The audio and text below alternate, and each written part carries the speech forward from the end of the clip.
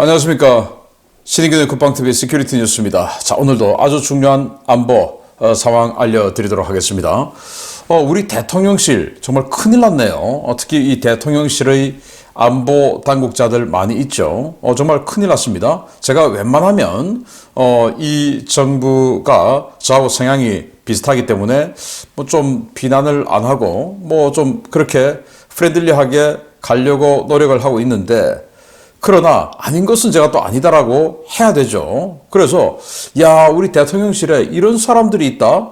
이건 정말 심각하다. 왜? 안보 문제에 대해서 잘못된 식견과 잘못된 판단, 거짓 이런 것들이 들어가면 대한민국 전체가 위험해지는 것이기 때문에 이건 뭐 돈 좀 적게 벌고 많이 벌고 이 차원하고는 다른 우리 생명이 왔다 갔다 하는 이런 상황이기 때문에 이런 사람들이 대통령실에서 우리 대한민국 안보를 잡고 있다라는 것은 굉장히 심각하다는 건데요. 우리 대통령실이 어떻게 지금 국민을 향해 거짓말을 하고 있는지, 아니면 자신조차 속고 있는 것인지 보도록 하겠고요. 자, 사우디아라비아가 드디어 참지 못하고 나섰습니다. 후티 반군을 향해서 155mm 곡사포탄을 대거 맹폭을 해버렸는데, 후티가 이에 대해서 어떻게 반응을 하는지, 앞으로 이 지역이 또 어떻게 확전될 것인지 보도록 하겠습니다. 첫 번째입니다.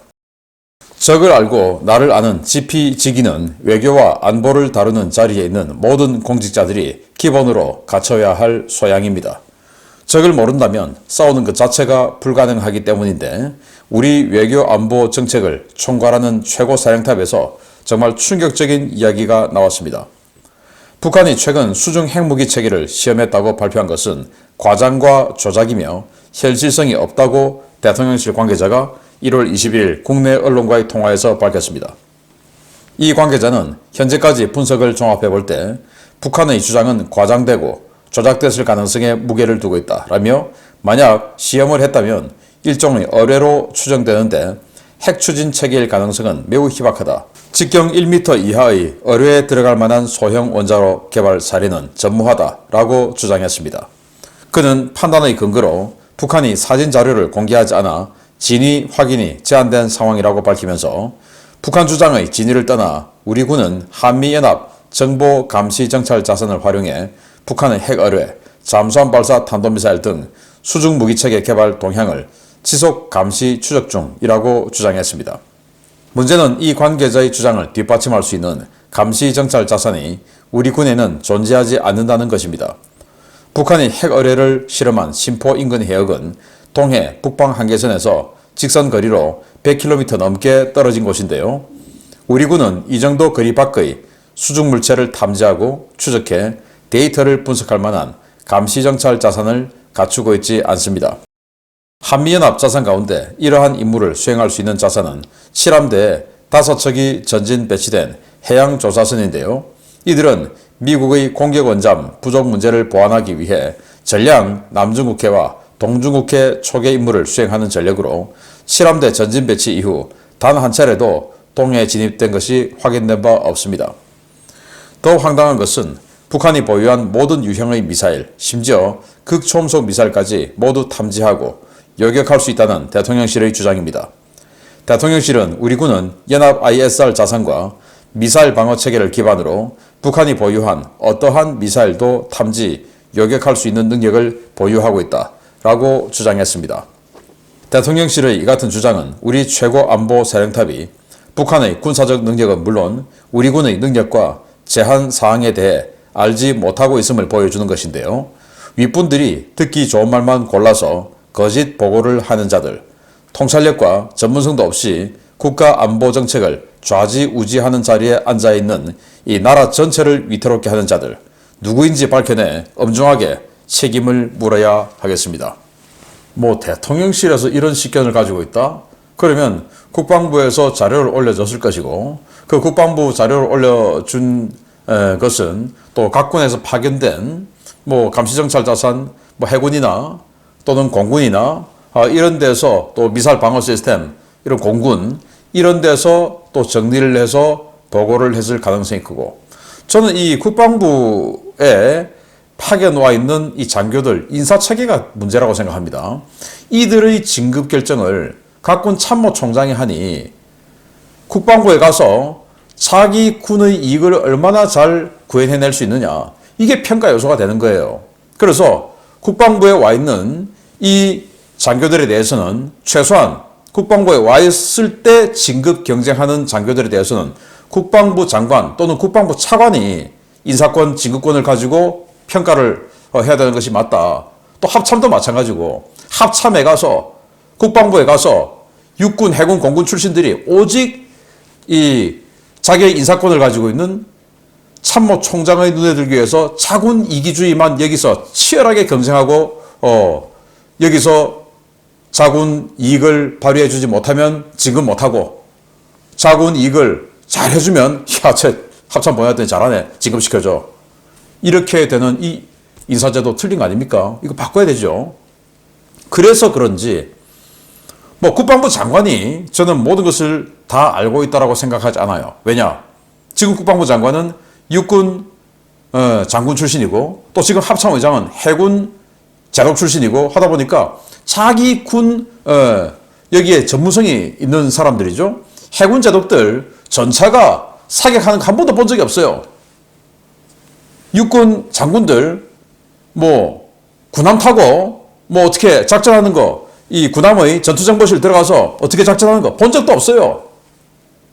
저희들 같은 밀리터리 마니아들이나 여기도 관심 있고 저기도 관심 있고 하니까 기회가 되면 들어가서 보고 싶어 하고 하지.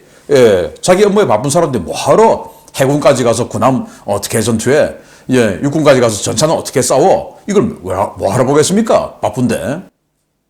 그러니 이 각 군에서 올려주는 자료가 아주 공정하고 대한민국 안보를 위한 자료가 올라와야 되는데 그게 아니고 자군 이기주의만 계속 보고서를 올리니 국방부 장관이 그거 보고 야, MD 공군이 하니까 우리 다 알 수 있습니다. 왜? 다 알 수 없다고 해군에게 또 뺏겨버리니 그러니 다 알 수 다 막을 수 있어. 오케이. 또 해군 다 탐지할 수 있습니다. 하니 오케이. 이렇게 되는 거죠. 자, 대통령실에서 어느 관계자인지 모르겠지만 이 관계자가 한 말이 왜 틀리냐. 일단 이 직경 1m 이하의 이 원자로 개발된 사례가 없다. 있습니다. 미국이 1960년대 플루토 프로그램이라고 해서 이 1m짜리 정도 되는 이런 미사일 만들었어요. 대륙간 미사일 해서 소련 타격하려고. 그러다가 이게 이제 노심이 노출되니 워낙 환경 문제가 심각하다 해서 미국이 이걸 폐기했어요. 근데 러시아가 이걸 또 지금 만들었죠. 브레베스트닉. 그래서 직경 1m 안 되는 원자로 개발 사례 있는데 지금 현재 러시아가 지금 개발해놓고 실전 배치하고 있는데 없다라고 하는 겁니다. 또 여기서 또 잘못된 식견이 뭐냐. 북한의 어뢰가 핵 어뢰라고 했고 이름을 해일이라고 붙였어요. 해일. 쓰나미. 그러면 그 어뢰의 목적은 해일을 일으키겠다 이거 아니겠습니까? 해일을 일으키려고 하면 바닷속에서 어마어마한 폭발력을 일으켜서 반작용으로 해일을 일으키겠다 이거 아니겠습니까? 그러면 탄두가 핵이라고 봐야지 왜 추진체를 핵으로 봅니까? 그리고 한 번도 보여준 적이 없다 그랬지만 북한이 열병식에서 핵을 보여줬어요. 그거 보면 1m 훨씬 넘습니다. 직경이. 그래서 아예 북한 어뢰를 보는 식견 자체, 시야 자체가 완전히 바로 보지 않고 반대로 보고 있다. 추진체가 핵 추진체 그거 왜 합니까? 그건 러시아가 미국하고 패권 경쟁하기 위해서 미 서부 해안 앞에 가서 핵 터뜨리려고 포세이돈 핵을 만들었죠. 그건 탄두도 핵, 추진체도 핵. 그런데 북한은 부산에서 미 항모전단 들어오는 거, 또 미 증원전력 들어오는 거, 이걸 막기 위해서 여기서 해일 일으키겠다라는 건데 추진체 좀 많이 해서 부산까지만 오면 되는 거예요. 이걸 핵 추진이다 라고 이야기하면서 탄두에 대해서 아무 이야기도 하지 않고 해일을 일으키려고 하는 핵 탄두 어뢰인데 이따위 바보 같은 소리를 하고 있습니다. 그리고는 또 MD를 통해서 다 막을 수 있다. 아니 우리가 어떻게 이 극초음속 활공병체 막아낼 수 있습니까? 물수제비 뜨듯이 그냥 날아오는 활공병체 속도는 극초음속 마하 5에서 7, 8 이렇게 어마어마하게 빠른 속도로 그냥 자기도 모르게 퉁퉁 튕기면서 오는 걸 어떻게 막아냅니까? 왜 못 막느냐? 속도가 빠르니까 미리 예상 지점으로 이 요격미사일 날려놔야 되는데 이게 이렇게 점프를 할지 이렇게 점프를 할지 어떻게 알아요? 못 막는 겁니다. 또 최근에 쏜 북한 극초음속 미사일 어떻겠습니까? 선회 없어요. 선회. 마치 과거 선동열 투수가 던진 슬라이더처럼 그냥 꺾어져 나가버린 겁니다. 그러면은 타자들이 이 부분으로 미사일이 날아올 것 같아서 또 이 부분으로 공이 날아올 것 같아서 여기다가 배트를 갖다 대고 쳤는데 선동열의 슬라이더는 이렇게 나가버려요. 그러니까 헛스윙이 되죠. 헛스윙이 된다면 뭐냐? 요격이 안 된다 그 말입니다. 그런 요격 무기 체계가 지금 전혀 없는데 우리는 다 탐지할 수 있고 다 막을 수 있다. 탐지하면 뭐합니까? 보면 뭐합니까? 그냥 겁이 나더 나지. 막을 수 없는 거 쳐다보고 있으면 모르고 그냥 번쩍하고 죽는 게 낫지 차라리. 그렇지 않습니까? 그리고는 자군 이기주의에 빠져서 이것들, 이 극초음속 미사일, 또 탄도미사일 등 이것들을 해결할 능력 의지 없고 왜? 해군에 SM3 해줘야 돼. 그러면 야 이거는 안 되잖아. SM3 한 발 200억 300억씩 하는데 그걸 해군에 가져가면 예산 완전히 뭉텅 잘려가 안 돼. 이런 짓거리들을 하고 있으니 거짓 보고가 올라가죠. 그래서 저는 이 거짓 보고한 사람 정말 나쁜 사람 아닙니까? 또 그 거짓 보고한 사람 이거 완전히 반역행위 아닙니까? 대한민국 안보를 위태롭게 하니까 저는 밝혀내야 된다고 생각합니다. 그리고 그 거짓 보고를 받고도 이게 거짓인 참인지 분간을 못하는 사람이 제일 윗자리에 앉아있으면 어떻게 됩니까? 그 무능력이고 무지죠. 그런 사람은 속아내야 되죠. 우리 국민의 생명을 위해서. 정말 큰일 날 자들이 높은 자리에 앉아있다라고 생각되는데 누군지 모르겠지만 빨리 바꿔야 된다라고 생각을 합니다. 두 번째입니다.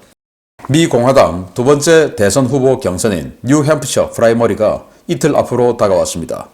아이오와 경선에서 2위를 기록했던 론 디센티스 플로리다 주지사가 전격 사퇴하면서 트럼프 전 대통령의 독주가 예상되고 있는데 이제 10달도 남지 않은 미국 대선, 우리는 트럼프 충격파를 대비해야 할 것 같습니다.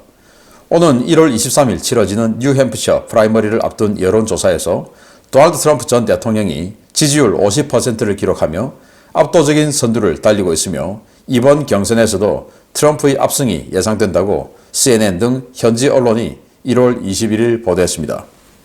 CNN은 지난 1월 16일부터 19일 사이 뉴햄프셔 지역에서 이번 프라이머리에 참여할 의향이 있는 유권자들을 대상으로 실시한 여론조사에서 트럼프 전 대통령이 50%의 지지율을 기록하며 2위인 니키 헤일리 전 유엔 주재 미국 대사를 여유있게 따돌리고 1위를 차지했다고 전했습니다. 뉴햄프셔 프라이머리는 당원만 참가했던 아이오와 코커스와는 달리 당원은 물론 일반 주민들도 참여할 수 있는 개방형 경선인데요. 이 때문에 사실상의 대선 풍향계 역할을 한다는 평가를 받아 트럼프와 헤일리의 박빙이 점쳐져 왔습니다. 이번 여론조사는 열흘 전 실시된 여론조사에서 트럼프와 헤일리가 각각 39%대 32%를 기록했던 것에서 격차가 더 벌어진 것인데요. 1월 21일 론 디센티스 플로리다 주지사가 전격 사퇴하고 트럼프 전 대통령 지지를 선언하면서 실제 경선에서의 표 차이는 더 늘어날 것이라는 전망이 쏟아지고 있습니다.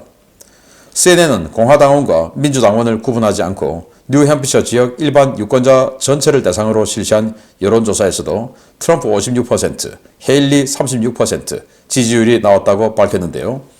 이 때문에 이번 프라이머리에서도 트럼프 전 대통령 압승 가능성이 매우 커졌습니다. 미국을 뒤덮고 있는 트럼프 광풍은 오는 11월 대선에서 그가 승리한 이후 국제정세가 급격히 요동치게 된다는 것을 의미하는데요. 우리 정부 당국, 트럼프발 충격파에 대한 대비는 하고 있는 것인지 모르겠습니다. 네, 디센티스 플로리다 주지사가 사퇴했다. 2등이었는데 첫 번째 경선 아이오와에서 2등을 했는데 근데 디센티스가 사실은 원래부터 트럼프를 지지하던 트럼프 개파였었죠. 그러다가 이제 인기가 생기니 이번에 한번 자신의 역량을 한번 평가해보고 또 이 인지도를 확산시키는 데는 저는 성공을 한 것 같습니다. 그걸 점거하니까 뭐 다음을 기약하는 것 같기도 한데 뭐 워낙 트럼프가 공화당에서 독주를 하니 괜히 여기서 끝까지 경쟁하다가 플로리다 주지사 자리까지 위태롭게 될 수가 있죠.